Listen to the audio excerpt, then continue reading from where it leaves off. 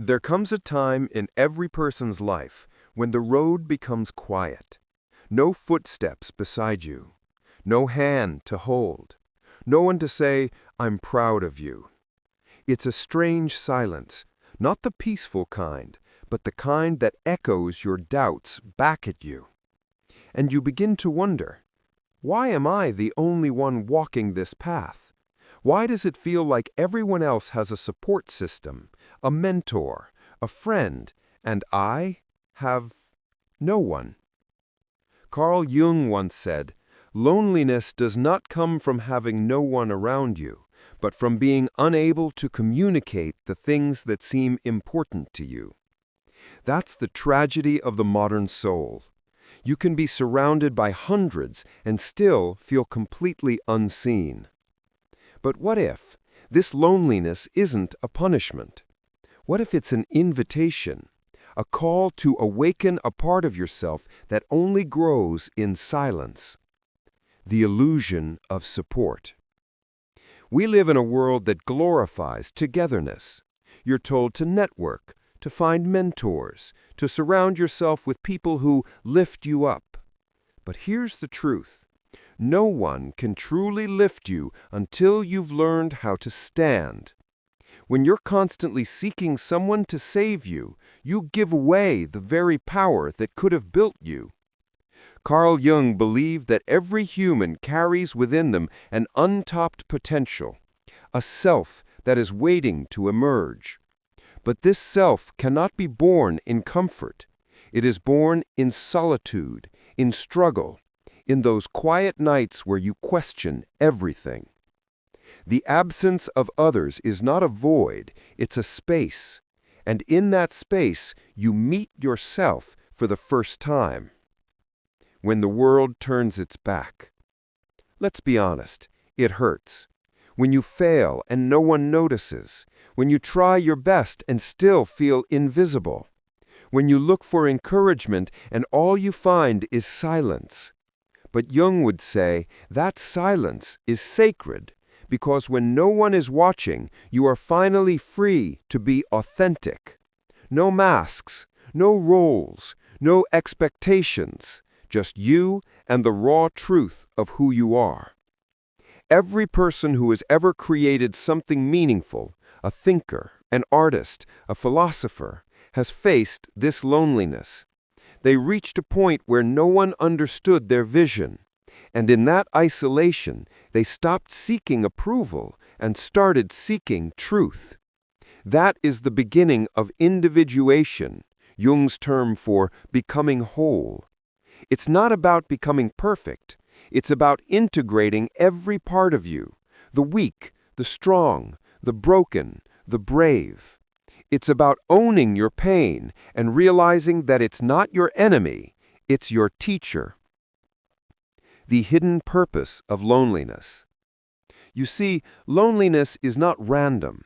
It comes at the exact moment when you are ready to grow, but still clinging to the familiar. Life removes your comfort so you can see your strength. Imagine a tree growing alone on a mountain. The wind hits it harder than any tree in the valley. It bends, it cracks, but it doesn't fall because its roots go deeper. That's what solitude does to you. It digs your roots into something eternal, your own self-reliance. When no one is there for you, life is not being cruel. It is simply saying, now it's your turn to rise. Why most people never rise? Most people don't move forward when they're alone. They panic. They beg for someone to notice, to validate, to reassure. But in doing so, they keep their power scattered, given away in pieces. Jung wrote that people often prefer the comfort of dependence over the pain of independence, because independence requires you to face the truth. You are responsible for your own soul. No one can walk your path for you. No one can save you from your shadow. And that's why solitude feels so heavy, because it's not just the absence of people, it's the presence of your unhealed self.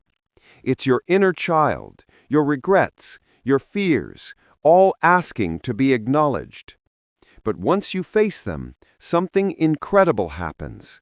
The chaos turns into clarity. The pain turns into purpose. And that's when you begin to move ahead, not because the world pushed you, but because you pulled yourself. The first step to getting ahead when no one is there for you is to stop expecting them to be. That sounds harsh, but it's liberation.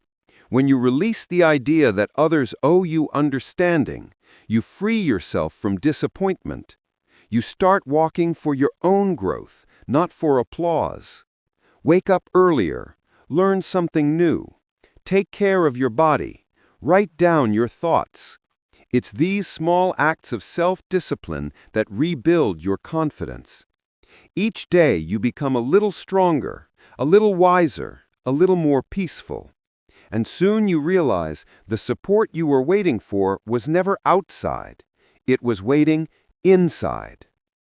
There's a voice inside you that knows exactly who you are, but it's been buried under years of noise, opinions, fears, failures.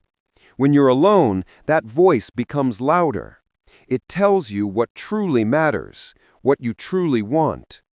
Jung called it the self, the center of our psychological wholeness.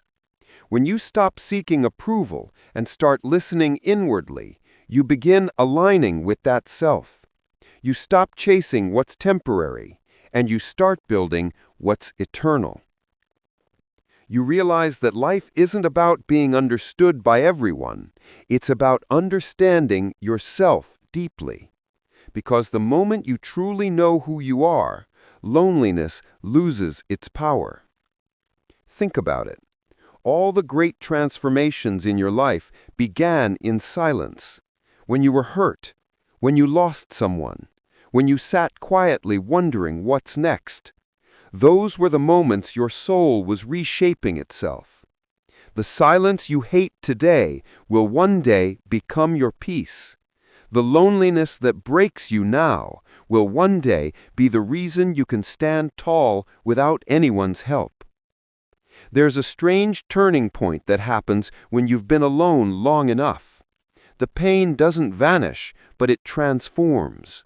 You begin to enjoy your own company. You become selective with your energy. You stop chasing and start attracting. The more comfortable you become in solitude, the more powerful your presence becomes in society. Because people can sense it, that unshakable calm that comes from someone who's no longer desperate for validation.